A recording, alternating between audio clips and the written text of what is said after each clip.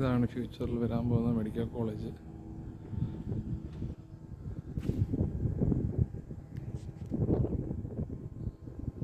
Climate vice നല്ലതാണ്, നല്ല കാറ്റുണ്ട്, ഹൈറ്റ്സിലാണ്.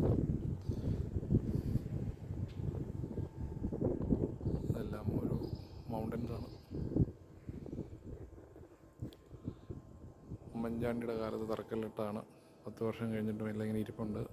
അപ്പോൾ ഭാവിയിൽ പിണറായി വിജയൻ ഇത് പണിയുമെന്ന് അറിഞ്ഞുകൂടാ. 1 വർഷം കൊണ്ട് ഇനി പണിഞ്ഞെടുക്കുമായി കോളേജൊന്നും ഉറപ്പില്ല. മെഡിക്കൽ കോളേജിൽ ഈ പരുവത്തിരിപ്പുണ്ട്.